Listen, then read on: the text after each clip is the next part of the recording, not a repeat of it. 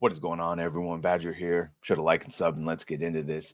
Assassin's Creed Shadows has been contentious from the moment it was announced, since we first heard about it, Project Code Red or whatever, to the official announcement that Yasuke and Naoe would be its stars.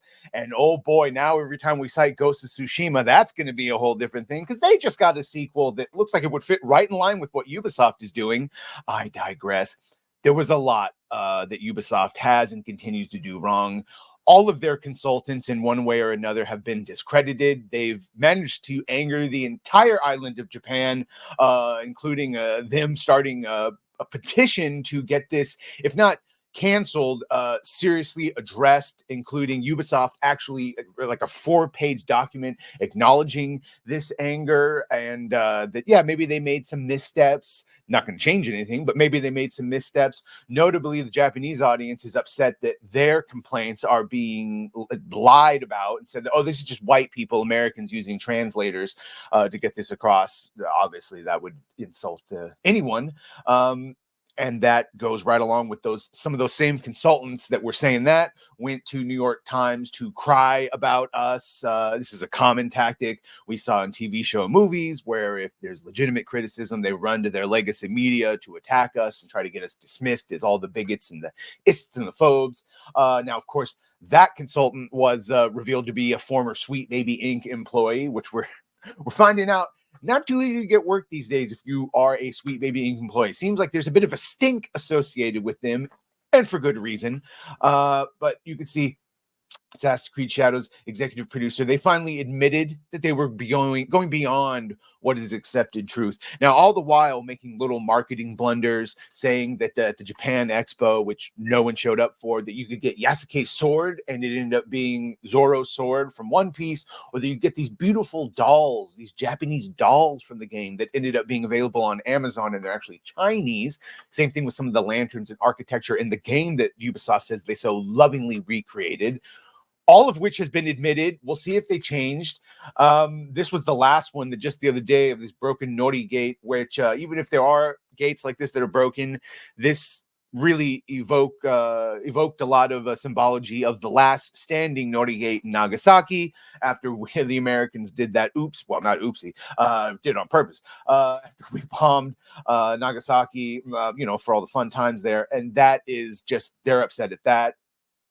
On top of all of that, we've had all the rumors of the horrible pre-orders and the brick and mortars, and the fact that this is tracking to certainly not be the miracle, not even the success that Ubisoft needs. Yesterday, we saw that they have pulled out of the Tokyo Game Show and indeed have canceled their press tours, press screenings, press previews, and that all culminated in today's announcement that Ubisoft has officially delayed Assassin's Creed Shadows to February of 2025.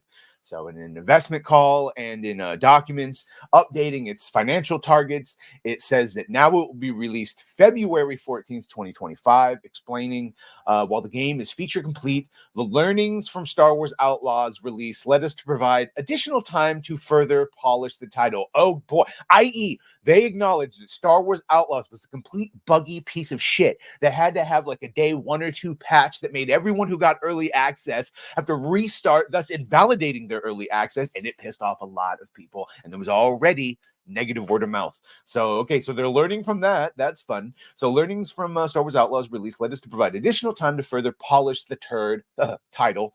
This will enable the biggest entry in the franchise to fully deliver on its ambition, notably by fulfilling the promise of our dual protagonist adventure with Naoe and Yasuke, bringing 2 very different gameplay styles.